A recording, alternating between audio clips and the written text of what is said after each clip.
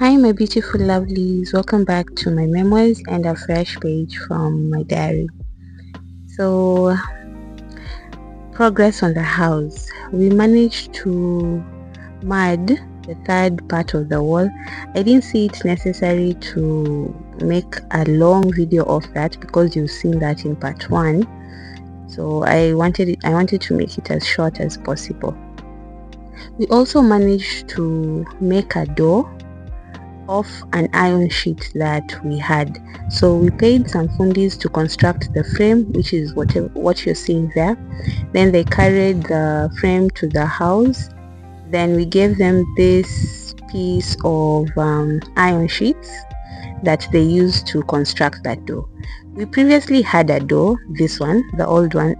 Excuse me. That's what we used to use as a security gate back in Mombasa in the self-contained house that we were living in.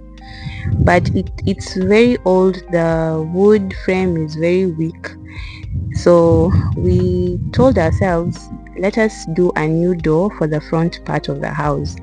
Then if our pockets will allow, if we get a new door, a wooden door, well and good. If we want, then we'll use the old door for the back of the house to serve as a back door. This door was fitted on day 1, the day that we were mudding the first part of the house. As you can see, the construction was still going on and they had to carry the door all the way to our home. This door looks very simple, but trust me, it is costly. It was costly because we spent a total of 4,000 shillings, believe you me. As village-like as it looks, it was 4k, and the same amount was going for a fully wooden door with a frame.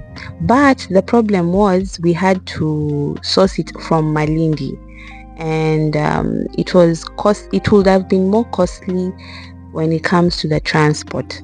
So we decided to just use the local fundis that are available and whatever materials that we had, just to cut on the costs. Now I will list what made it amount to 4,000 on the screen, and you'll see. Now, when this house was being constructed, when they were doing the framework, they did not put the wall frame that will support the door. So we had to do that after they had made the door, because we realized that the fundis also realized that there was no wall frame, so they could not fit the door. They just bundled it up with binding wire. Then the next day Kazungu came and used the same materials that we cut from the roofing, if you saw that in part 1, and use that to create or construct the wall plate. Did I say wall frame before? I meant wall plate. Yeah, so that the door will be fixed to the frame of the house, and that's what he did. Then he mudded the side of the door to make it stable, and then they continued to mud the front part of the house. Yes. So when it comes to the total amount of money that we have spent ever since we started with the toilet, I will put them up on the screen so that you can see. But in summary, for the door it was 4,000 shillings in total. Then for the walls of the house, the outer walls, the 4 outer walls, labor was 700 shillings per wall, per one wall. Yeah, because there are 4 of them. Then we spent 600 shillings on water, because each wall we came to realize needed around 4 trips, and each trip was going for 150. So that's 700 plus 600, so that's 1,300 times 4 for the whole wall. Then there was 2,100 that was for the toilet, in the other previous video that I had shown you. So yes, it's I'm telling you, this thing looks so simple and it looks so cheap, but when you get down to the numbers, yo,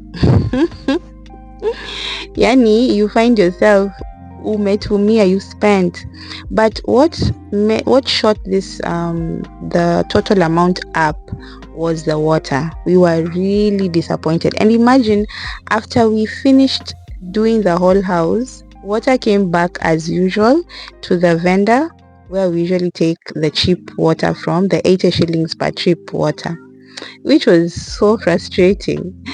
But we told ourselves, now that we have the money, let's just do this once and for all. At least we cross the year when the house looks somewhat presentable. Yeah. This was a few days after. In fact, I took this video today. Today is the 31st of December. We are almost saying bye to 2025 and heading to 2026. Hopefully we'll get there salama, we'll be okay, we'll be well, alive. And I just wanted you to see how the house looks like after a couple of days from the mudding. Yeah, the walls have dried up, it has started to form the cracks. So our plan is we need to do a cement plaster so that we don't keep on mudding the walls, especially after the heavy rainfalls. It has been raining, just some showers. It hasn't really affected the wall, but it has affected the toilet wall, one part of the toilet wall. So to prevent that, because as I said before, if you do not plaster the mud wall, it keeps running, especially with our roof. And so we decided to maybe do the cement plaster later on so that it can make it a bit durable. Then as time goes by, when we get the funds, we can now do the plastering inside. As you know, I have 3 walls. My bedroom walls are not mudded, they are wide open so there's no privacy. So that is the next project from now. We want to fill up the walls, then maybe after that we can now fill up the frames of the inside wall so that it can look like this, because inside the frame is still visible. So if we can do that for the inside as well, then the house will look presentable and at least level the ground. I have mountains and ridges inside the house. There are places which are low, there are others which are high. It doesn't have any consistency. So if we can manage to do that, then I think we'll be at a better place. I'm so happy the way things turned out. The house looks much more presentable. While lights, it looked like bandala kuku. It just looked like a a chicken pen. Or is it a chicken what? That thing. It was looking so bad. But I really thank God. I thank God a lot. I have mad respect for anybody who has constructed anything, no matter how cheap it might look. It takes a heavy pocket to do anything. So I really respect everyone who has constructed something in their lives which they call theirs. Yeah. And I'm grateful to God that we have come this far. At the beginning of the year, I never knew that there will be a day I will see my house or our house looking like this.